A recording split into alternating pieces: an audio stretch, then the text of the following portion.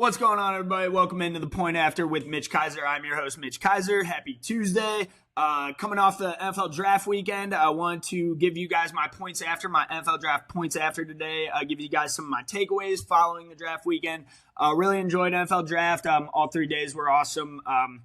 Got some big surprises, some not so surprising picks, and then some shockers. And wanted to just give you guys some takeaways here, some of my thoughts on my favorite picks, some of my questionable picks, and just kind of some look ahead at some players that we got drafted, some quarterbacks included as well. So I don't want to do winners and losers or draft grades because I honestly think those are kind of silly because, like, none of these players have played yet for their respective teams. So, like, we have no idea how it's going to look. Like, I always find, like, draft winners and losers kind of funny because it's like, you have no idea if that player's going to be good or not. Like, actually, like, he might suck, and that draft class might be terrible. And it's like you could call that team a winner, and then the players don't pan out, and then it's like they missed on all those picks. Or vice versa. Sometimes we like crap on picks unanimously as a fan base, and then it's like that player ends up being really good after we said that they were a quote-unquote loser after the draft. So it's like you never know. So I always think like giving grades, like I saw some like D minuses for like team draft grades, and I'm like,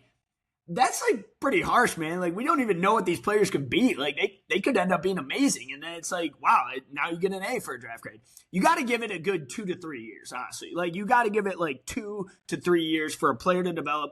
Probably two nowadays because we're getting less and less patient as a society that we like need instant gratification. We need these players to be amazing right away, week one. And if they're not, we always give up on them. So I always find that funny, but these are 2 to 3 year investments on these players. So they have to be treated as such. We cannot overreact to picks. You can't just like crap on players' future. And it's like, that's the end all be all because they still have room to grow. They still have a path they can form and they can make their own successful path. So that's my 2 cents on that.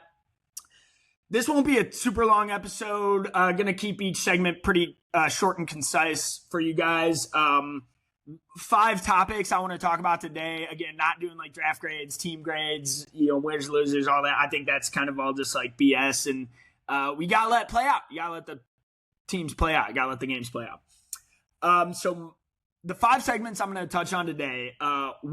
First segment will be good franchises stay good. And you'll see what I mean by that. Good franchises stay good. 2, my favorite picks. I'm going to give you guys my 3 favorite picks of the draft. I'm leaving those to like the first round picks because we're going to talk like, early picks first. And then I'm going to get into late round steals after that. So late round steals where that'll be day 3 picks. And then surprising picks. I want to go over 3 of my most surprising picks. Not like that they're bad players. It's just kind of ones I didn't see coming that shocked me a little bit. That's not to say they can't pan out and those players can't make it at that franchise, but just ones I didn't see coming, I guess. And then lastly, we're going to do a QB check-in. We're going to check in on the quarterbacks that got drafted and talk a little bit about Mendoza and Ty Simpson and see what their outlook is at the next level. So first segment is called Good Franchises Stay Good, and they stay good for a reason. Good teams do not mess around in the draft. They go in with a plan and they identify their needs and they identify their weaknesses. They trade up to go get their guys. They don't care about the late round picks as much. If you identify a guy, you go up and get him. And I'm not saying all the teams did this, but the 3 teams I want to talk about that I just thought had killer drafts here were the Dallas Cowboys, the Baltimore Ravens, and the Philadelphia Eagles here. The Cowboys got the best player in the draft. I don't care what anyone says. Caleb Downs is an absolute superstar. He's the best player eligible in this draft class, regardless of positional value. I don't care that he's a safety. I don't care that he plays a less valuable position. This guy is a superstar. This guy is going to be a face of franchise type player. You're going to see this guy on billboards all over the city of Dallas, America's team. Obviously, Dallas has not been good for many years, but like we're talking like all-time historic franchises here. There's a reason these teams stay relevant. They identify players who are good. They identify stars, and they go out and get them. Miami, the Dolphins, it was sitting right there for you. All you got to do is take Caleb Downs, the best player in the class. He fell to your lap at 11. You have the worst secondary in the NFL, and you didn't take him. I don't know why you did that. And then you took Caden Proctor, who I like, by the way, but I didn't think that was your biggest need. So, again, this is not going to harp on the Dolphins. We're going to keep this positive vibes here. Positive vibes only. No negative vibes. We're not doing bad franchises stay bad, but that is what happens at the end of the day. It's like the Jets, Browns, Dolphins. There's a reason bad teams stay bad, and there's a reason good teams stay good. The next team, the Baltimore Ravens. I thought the Ravens had a killer draft, as they always do. I feel like every year they dominate the draft. They just go out and get exactly what they need at a high pick with a good value position, and they're just smart in their drafts. They're smart. They don't mess around. They attack their needs. They attack need and value at the same time, which I think is impressive, because some teams just do one or the other. Some teams only draft on need, it seems like, and some teams only go for best player available. So their first 4 picks I thought were absolute fire. Absolutely fire by Baltimore. Olave Vega Ioane, Zion Young, edge defender from Missouri in the second. Jacoby Lane from USC, wide receiver, who some are saying this guy has better potential than his own teammate, Mekhi Lemon. I don't think that's off base. I've watched the tape. I've matched him up similarly. Lane is a better athlete. Lane can jump higher. Lane is almost more of a contested catch guy. He might have a higher ceiling than Lemon does. Lemon obviously went to the Eagles, which is my next team we're going to get to. But the Ravens also drafted Elijah Surratt then. That is crazy. You got Jacoby Lane and Surratt in your first 4 picks. Those are 2 stud receivers who I thought could both go in the second round, if we're being honest.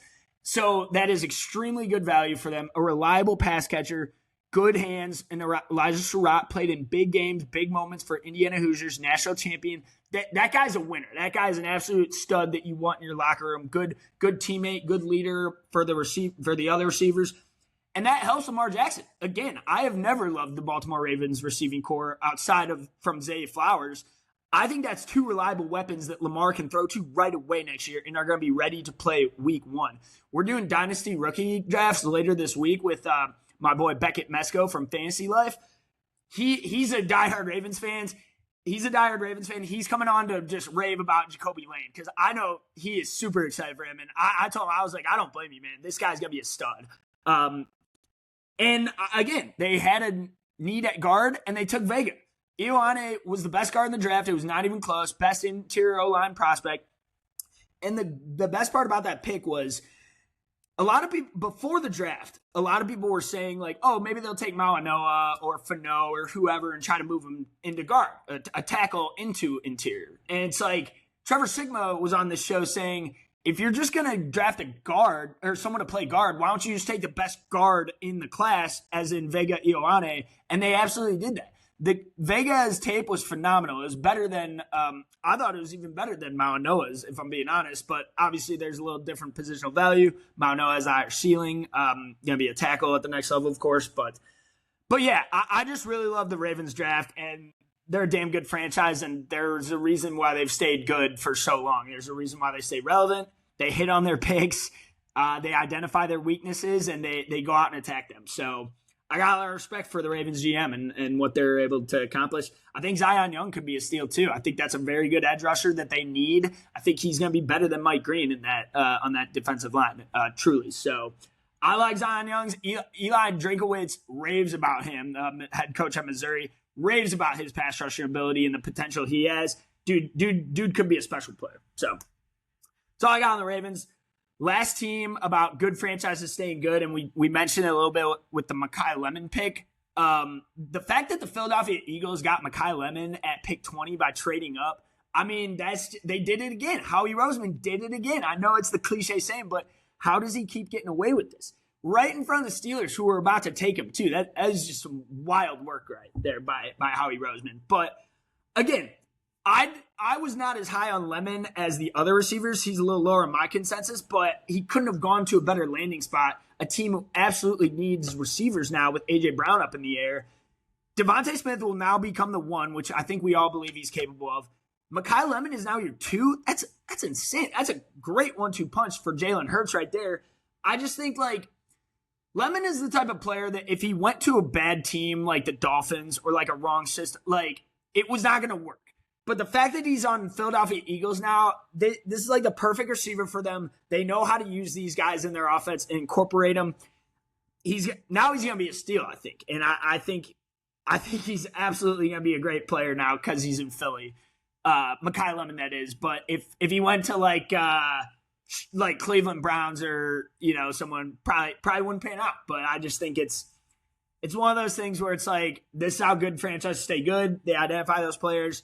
Howie Roseman did it again. And I think that's going to be a steal for them at pick 20. So moving on to my favorite picks. All right, going to give you guys my 3 favorite picks of the first round now. Won't spend too much time on this. So these are all defensive line players. Defensive line players right here. 2 are edge rushers. 1 is a D tackle. First pick I like here was the actual number 2 pick overall in David Bailey from Texas Tech, who went to the New York Jets. I liked this pick. I was okay with it. I would have liked it more if it was Ruben Bain, who we'll get to next. However, I was glad they didn't take Arvell Reese. And this is not to dog on Arvell Reese. I liked where Reese ended up with the Giants, actually. But I think Bailey is right now and will be the far better edge rusher than Arvell Reese. I think if both players are scheduled to play defensive end at the next level, I think Bailey was the right pick, the smart pick, and I think he has the better ceiling as a pass rusher. This dude's speed as a pass rusher, this dude's win rate, his ability to just get sacks, pressures, hits, hurries, you name it. I don't care about his quote-unquote bend not being good. I don't even know what that, is that a stat? I hear draft scouts talking about how he doesn't have enough bend or it didn't look bendy enough. I'm like, is that a metric? Is that a stat on the football field about bend? I don't really care about bend. I care about production. I care about the tape. I care about getting sacks and pressures on the quarterback. And that's what David Bailey does. So don't care about the word bend, care about the tape, and care about the sacks and the actual production this guy is putting on the football field, just destroying tackles left and right and bulldozing quarterbacks. So I like the pick for the Jets. I thought it was smarter than taking Arvell Reese. I was really glad they did it. However, I would have taken this next player if I were them, who absolutely fell in the Tampa Bay Buccaneers' lap at pick 15. That is Ruben Bain Jr., who was my number 2 player on my my number 3 player on my big board overall. I think this guy is going to be Defensive Rookie of the Year. I think the Bucs absolutely got a stud just fall in their lap. I've said it many times before the draft. I think he's going to be an all-pro defensive end for many years in this league. I think Bailey and Bain have the 2 highest ceilings of edge rushers. They were 2 of my favorite players in the draft, both top 4 players on my big board.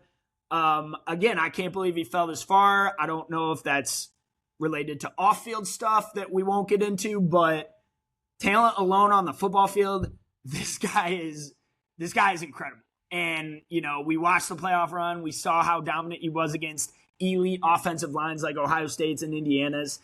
Again, I'll tell you guys right now, Bain is going to be my pick to win Defensive Rookie of the Year. I think the Buccaneers got an absolute superstar on the edge there, and I think they're all grinning right now, and they're thrilled about him falling to them, and they know how lucky they are. So, all right, last first-round pick that I loved, my final favorite pick of day one was pick 29, Peter Woods, defensive tackle out of Clemson, going to the Kansas City Chiefs. Now, this is a player who fell down big boards. He was at one point viewed as a top 10 prospect in this class. At the beginning of the college football season back in August, the entire Clemson roster was like a top 10 prospect in the draft class. And then they went 7-6, so that happened. However, I didn't think Peter Woods had as bad of a season as it led on. I thought he was better in 2024. I thought the whole Clemson defense was better in 2024. That's no secret. But I still thought there's enough meat on the bone there, and there's enough tools to project at the next level. I've said it many times on this show. I believe that Clemson defense quit on each other. The whole team did. So watch that tape with a grain of salt. Now you get him in the building of Kansas City, who is obviously the franchise we've all kind of, not enjoyed watching the past, or kind of just despised because of how good they are. Obviously, I think Mahomes is one of the greatest of all time. I think Chris Jones is one of the greatest D tackles of all time. I think Travis Kelce is obviously maybe the best tight end of all time. So he could not have gone to a better, smarter organization and a team that really needs him and needs his impact right away on the defensive line and the interior. Peter Woods learning from Chris Jones, suiting up next to Chris Jones, is perfect. It could not be a better fit for him. It could not be a better guy to learn from at that level, learn the position from at that level. I mean, just crazy good value. I thought it was a great pick. I thought it attacked a need and value that they kind of had on their team. So I think Peter Woods is going to end up being a very solid player, a very good run defender in this league for a long time. And if he can get some tips from Chris Jones, one of the best D tackles we've ever seen, he might be even better. So I thought it was a great pick by KC. You could almost throw this in the like good teams doing it again, staying good. But I didn't really understand why they traded up for Mansour Delane at 6. So that's why they weren't in that category. But still like this pick. And I think Peter Woods is going to be a really good player for them. So moving on to a couple surprising picks here. So these are day one picks as well. I wanted to leave these in the first round. Now, again, I'm not roasting these players like I think they're going to fail or not be good at their teams. It's just I question the value a little bit, the fit. Maybe could have gone elsewhere, looked at a better best player available or something. Starting out with number 4, Carnell Tate to the Tennessee Titans out of The Ohio State University. Now, I like Carnell Tate. I like the player a lot. I think he's going to be a very good receiver in the league for a long time. However, I think this was a little rich for my liking at pick 4. I would have waited a few more picks to take him off the board. It's funny. I actually think I tweeted this out. So Jordan Tyson was my wide receiver 1. Carnell Tate was my wide receiver 2. I ranked it that way the whole draft process. I've kept it that way. I still believe that now, and I still believe that for the future. The way I said it was, if you are building a team, if you're building an offense right now, and you have 2 receivers on your team, and you have Carnell Tate and Jordan Tyson, I'm sorry, but Tyson is your 1 and Tate is your 2. And that's exactly how the quarterback would view it also. That's exactly how the quarterback would go through his progressions. He is always going to look at Tyson first because that's the guy who gets open better. That's like the more productive receiver. And then there's Tate, who has always been a wide receiver 2 in his career to Jeremiah Smith. He's never actually been the best receiver on his roster, which I'm not knocking him for because Jeremiah Smith is like a once-in-a-generation prospect who might go number 1 overall next year. So it's not Tate's fault he's never been a 1. I'm just saying my point here is I think the Titans are asking a little too much of him and going to be asking a little too much of him to be that true number 1 for Cam Ward because he's never really done that. Tyson has. Tyson has done that his whole career. He's been the best receiver on his team, and it's been pretty far and away the best receiver. So I actually think if you flip-flop those guys' landing spots, like if Tyson went to Tennessee and Tate went to New Orleans, where he could be the number 2 to Chris Olave, I think that would make each player's career better. I think it would work better for both of them because I do think Tyson is a 1 at the next level, and I think Tate is a 2. But that's not to say he can't be a good 1 for Cam Ward and form that chemistry, build that bond with him, and develop. That's not to say he can't do it. Maybe what I said about Jeremiah Smith taking his target share, maybe that hurt Tate's production. Maybe if Jeremiah Smith wasn't on Ohio State, Tate would have had 2,000 receiving yards. So there is a world with that. Both things can be true, absolutely. I'm just interested to see how it shakes out in the Tennessee offense because I like Carnell Tate, and I've always said I think his best role is like a T. Higgins type receiver role on a really good team, like a really good wide receiver 2 on a great team. I don't know if he can ever be a 1 on a good team. So we'll see. We'll find out, and maybe I'll be all wrong. Maybe I'll be wrong, and I'll owe Tate a big apology in the end. So there we go.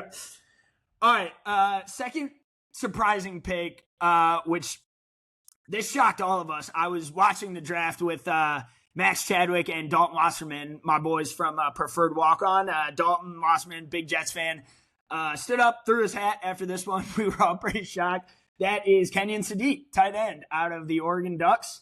I didn't understand this pick at all. I don't really love the player, and I love the fit even less, especially after they just drafted a tight end in Mason Taylor last year from LSU, who – yeah, so I didn't really get this one.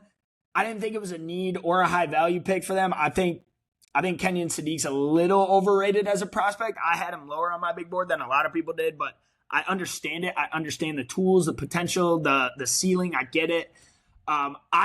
You guys have heard me say this a million times. I was waiting to see more out of him at Oregon and kind of always was left with more to be desired, waiting for more. So we'll see how it works out for the Jets, though. I didn't really understand it. I thought they could pick up another edge rusher, truly. But I did like the David Bailey pick, so I don't want to kill the Jets too much here. But that was just one where I thought Sadiq could have gone a little lower. I did like them taking Omar Cooper at their last pick in the first round, the 3 first-round picks. The Sadiq one, I'm not sure, especially after you have drafted Mason Taylor last year. So I just thought it was a little high and not really a need, so a little confusing. But that doesn't mean Sadiq can't prove me wrong and become like the best tight end in the league. So again, full caveat on that. And then last surprising pick to me of the first round, this one shocked me, but I understand it looking back. Pick 32, Jadarian Price, running back out of Notre Dame, going to the Seattle Seahawks. Only because it's a running back. That's why I was a little surprised and questioning the pick and not really sure if that was the best value you could get there. I thought there were some better players on the board, really, like some good edge rushers they could have added, just keep cycling through that dominant defensive line, that dominant secondary that. I thought there were some good DBs on the board as well. I mean, talk about Seattle, it could have been a Jermod McCoy landing spot. I mean, you talk about like not picking for need. You just won a Super Bowl. Having a luxury pick, like you could have taken Jermod McCoy at pick 32. McCoy fell to the 4th round, so it's probably a stupid argument I'm giving here. But my point here is McCoy has one of the highest ceilings of all the cornerbacks in the draft class. Coming off a Super Bowl win, that's kind of the perfect time to make a luxury pick. And they actually did it with Jadarian Price, the running back, because they had a desperate need at running back. So I guess if there is any time to make a running back pick, it's coming off of a Super Bowl when you lost your Super Bowl MVP, the Kenneth Walker running back. So I get it a little bit. I thought Price would have been there in the 2nd or 3rd round, to be honest. So I just thought it was a little rich for my liking, but that's me with running backs. I'm a not pay running backs guy. I've admitted that. I just think you can find value elsewhere in the league and not pay them. So that's my thing on running backs. So not to harp too much though. I actually think Jadarian Price will be a very good player. He was my RB2. And he's going to get a lot of carries in that offense. He's going to get a ton of carries. Maybe even more than Charbonnet by the end of the season. Who knows? We'll see. All right. I want to get into my late round steals here. I got 3 late round steals for you guys. These are all day 3 players, so I want to save these for late 5th rounds and up. Couple players that were higher on my big board than the consensus who I thought went a little low and could be good players for these teams. So first late round steal I have was Parker Brailsford, the center out of Alabama. He was taken in the 5th round at pick 169. I like Brailsford. I think he's a big burling center who he's played in a lot of big games. He has a ton of experience. He's been good in college for many years on end. He played at Washington and then he followed Kalen DeBoer. So he's played in multiple college football playoffs. Multiple big moments. He has blocked some of the best D tackles in college football. He's blocked some best pass rushers in college football.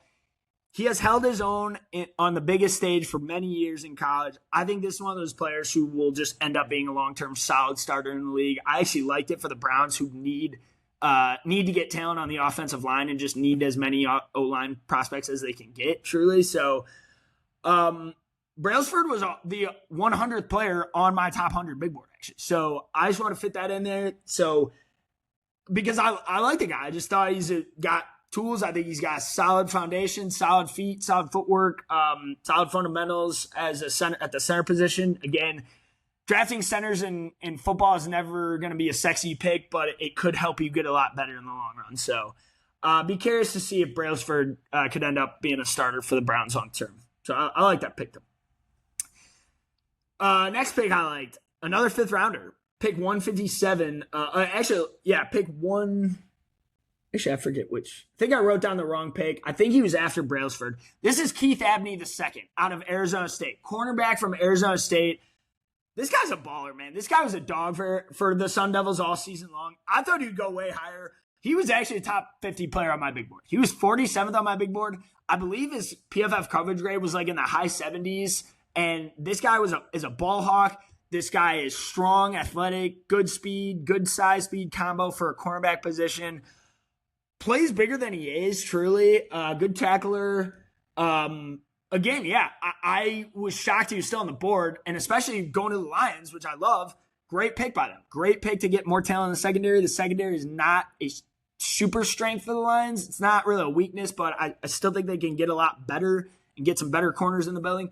I do think Abney could project to be a long-term starter for them because I know a lot of their DBs are just hurt. They've been injured for years on end, and it's like I'm not really sure what star corners they have left in Detroit. So I like the pick because I think it's a good player, and I think it's almost like kind of a need that they had. So, again, 47th player on my big board, and, really excited to watch him next year for the Lions and see if he can crack a starting job. Last late round steal I had was a 7th round pick here, pick 224 from the hometown drafting team, the Pittsburgh Steelers. That is Robert Spears Jennings, another safety out of Oklahoma. So this dude can flat out hit and can flat out tackle. This is like one of those safeties where like it's hard. You almost just have to go watch his highlights on YouTube because like some of the tackles and just laying out guys this dude has put on tape, it's just elite, man. It's just so fun to watch. So he was 98th on my big board, on my top 100 big board. So I wanted to get him in here because going back to my PFF days when I was still working there, this guy showed up in the team of the week like multiple weeks on end in 2024. Did not grade as well in 2025, was not as consistent, left a little inconsistencies on tape. I think that's why he fell in the draft. But if you go back and flip on the 2024 tape, this guy was graded in the 80s. High 78 PFF grade with an 80 tackling grade. He has always been an elite tackler. His tackling grade has been high 70s his whole career at Oklahoma. He's had some big-time interceptions, some big-time quarterback sacks, some big-time free rushing moments. He can flat out hit. I think he's gonna crack a little rotational spot in the secondary for the Steelers. I think he's absolutely a Steelers type player with his attitude and his tenacity on defense. I think he brings it rep after rep, snap after snap. Can be a little more consistent in coverage, but he's very strong for his position. Very strong for safety, good size. He's built like a unit. I've talked about how well he hits in the open field and how well he is at tackling, wrapping guys up in the late secondary. So I like the pick. I just thought he was a good player. I thought he deserved to get drafted, and I was glad the Steelers took him in the 7th round. So I think he can be a factor for Pittsburgh. All right, last segment of the day. We're going to do a quick quarterback check-in here. Not going to talk too much on the quarterbacks. Just want to do 3 little talking points here. So we all know Fernando Mendoza was going first and went first overall to the Raiders. Obviously, Mendoza, it will be the Las Vegas Raiders franchise QB going forward. We don't know when he will start, though, so I wanted to just kind of bring that question up just kind of as a talking point because I do think it is interesting when you compare him to other number 1 overall picks who are quarterback QB number 1 overall picks. All of them pretty much start week 1. Like, if you look back throughout history, not every single one has, but most of them. And, like, if you're good and, like, ready, you should be starting week 1. And I'm not sitting here and saying Mendoza's going to fail and then it's over and that he has no chance to make it if he doesn't play week 1. But, like, I've always kind of questioned what the veteran bridge QB even does for a young mentoring a young QB. I don't know where that gets you because the Patriots did that with Drake May a few years ago, and Jacoby Brissett did so bad that they ended up bringing Drake in to start like way earlier than they ever thought. And it was like, what did those 4 weeks really do? Like, of Drake not playing, watching Jacoby suck on the field. Like, I just think that's what Kirk Cousins is going to do again, and I don't really know where that gets you in the end. Like I almost think I don't want to say throwing him to the wolves, but I almost think like if you are the number one pick and you are like mentally ready for the NFL and like that big of an assassin, you should be ready to take the lead. Like you just won the Heisman, you just won the national championship. You're the best player in college football, Mendoza. Like I think you really should be ready by week 1, and if you're not, it's not good proxy. I'm just going to say that. Like, I want to say like the last 8 number one picks starting QBs all started their week 1 game for their team. So, like, again, I'm not saying he's going to fail and just suck and like, oh, then if he does suck, then you take him out. Like, I don't think that. I don't think you yank the chain that early, but it's like, if he's not ready to go, it's one of those where I'm like, is that going to be a waste of a pick for the Raiders? Like, again, I'm not overreacting to this. And I'm not writing Mendoza's career out. I'm just asking, what does starting Kirk Cousins for like 6 games get you versus just starting Mendoza and just going and just like seeing what he can do? Because I think like you have to find out sooner rather than later if he's the guy or not. I know it's like I always say you get two to 3 years. It's honestly like almost down to 2 years now. And I've mentioned this many podcasts that you need to see that QB take that big step in year 2. Usually all of the greats do it in year 2. You look back, Tom Brady, Patrick Mahomes, Joe Burrow, Drake May just did it. Josh Allen took till year 3. I'll give him year 3. Sometimes it takes an extra year if there's really like a lot more developing to do, like Josh Allen had, but it's not a good start is all I'm trying to say. I'm not ringing the sirens or ringing the bell on Mendoza being a failure or a busted pick. This isn't Jamarcus Russell. I'm not saying that. I don't want to scare Raiders fans. I think I would want to see Fernando play sooner rather than later. And this is not Aaron Rodgers mentoring him. This is not Tom Brady, their owner, mentoring him. This is Kirk Cousins. What has Kirk Cousins really done in his career that warrants that type of relationship? I don't know. I don't know. Like, if he were on the Steelers and it was Rodgers mentoring him, it's a little different. Or like, even like Phillip Rivers, I would get. Like, a guy like that even. I don't know. I don't know what the Raiders signing Kirk and starting him really gets Mendoza for like 5 weeks, because you're probably just going to lose all 5 games and then you're just at the same point you were if he got those 5 reps in. So that's my 2 cents on the starting rookie quarterbacks. Again, I'm not saying throw your guy to the wolves. I'm just saying if you were willing enough to take this guy with the first pick overall in the NFL draft, and you're not willing to start him week 1 in a season where you know you're going to be bad, by the way. You know you're going to be bad this season. I don't know. That concerns me. That's all I'll say. All right, Ty Simpson. We're going to talk about Ty Simpson really quick. Similar vein, actually. Similar breadth. Not like I like Ty Simpson. I'm glad he went first round. I thought he was deserving to go first round. I didn't think he was worth the 13th overall pick, especially to the Rams on a team where I thought like they were like one receiver away from winning a Super Bowl. I thought they could have just taken Mekhi Lemon right there and gone on to win the Super Bowl, because got some wide receiver question marks right now with Puka and Devontae getting or whatever. So that was a little high for my liking, but again, I thought the Rams should just wait to do that. Like Stafford has, I would say, 2 more years left. And next year's QB class is way better, way more talented. You can get a better quarterback than Ty Simpson next year with like probably like a 5th or 6th QB pick, to be honest. So they might look back and just be like, why did we spend that pick on Ty Simpson when we could have got more value out of it?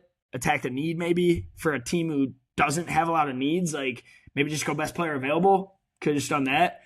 I'm not going to overreact to the Sean McVay stuff. I don't put any stock into those videos or clips. I think he's fine with Simpson. I understand what he was saying about Stafford, and it does feel a little bit like a Jordan Love, Aaron Rodgers type situation. But yeah, so we'll just see how it works out. That was like the 25th pick, though. That wasn't even the 13th overall pick, which is way higher. So I would have gone elsewhere if I were the Rams, but I understand that they claimed that their first round pick was Trent McDuffie, so that they traded to the Chiefs got from the Chiefs with the 29th pick. So that's their claiming. So I understand they got a little gift from the Falcons here. I'm sure the Falcons would love to have had that 13th pick, but it is what it is. So. Well, I guess Dan Orlovsky bought his take on Simpson just 3 years because we're never going to see him play. So because Stafford's there. So we won't even know if Simpson's good or if the pick was worth it till like 2029 because he's probably not going to play till 2029 because Stafford just won the MVP and is not slowing down anytime soon. So I don't know. I would have gone elsewhere. Again, I like Ty Simpson. That's not to say he can't pan out there. In fact, it's probably the best situation possible for Ty Simpson himself, the kid himself, Ty. Like that's great because now he just gets to sit back, kick his feet up, watch Stafford, learn from one of the best of all time, and possibly get a Super Bowl ring out of it, possibly get 2 out of it. So, and not have to play, not even have to do anything. So you can just learn from the bench. So it worked out amazingly for Simpson. He'll actually get to do what he did at Alabama for 3 years. So he might just get to sit on the bench for 3 years and then come in and be really good. So I could see it actually working out for the Rams. If you were going to do that, I would have done that next year for the better quarterback class. That's me. So, all right, last QB here I want to mention, Athan Kalamikis. So I think I said that right. Kalamikis. Yeah, the kid from Rutgers. So he got drafted by the Washington Commanders in the 7th round. He was not on my QB board at all. Hand up, I got to admit. He was not in my draft guide, my 15 QB draft guide. I was a little lower on Athan. I knew he was in the draft class, but did not think he was going to get drafted. So hand up, I was wrong on that one. Athan, I went back and watched some of the tape, looked at some of your stats, looked at some of your game logs. I was not familiar with your game, man. You kind of impressed me, so I apologize for not scouting you for this class.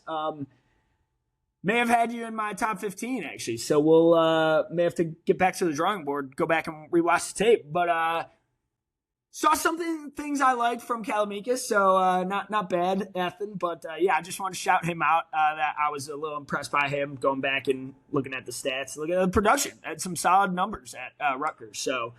7th round pick for the Commanders. I don't expect him to really, maybe he'll be their QB3. Again, he's not going to beat out Mariota, but I just want to give him a shout out because I did not scout him for this draft class. So that's my bad, Ethan. I apologize. So, all right, that's all I got for you guys today on the Point After with Mitch Kaiser. Those are my NFL draft points after for the week. Again, like I said, appreciate you guys listening today. Like I said, we're going to have Beckett Mesko on from Fantasy Life later this week to do a Dynasty Rookie. Well, we're not going to do a Dynasty Rookie draft. He's going to give his Dynasty Rookie rankings for fantasy drafts that a lot of people have coming up next week. So, so appreciate you guys listening. Make sure you like, comment, and subscribe to the Point After with Mitch Kaiser below, and have a great rest of your day.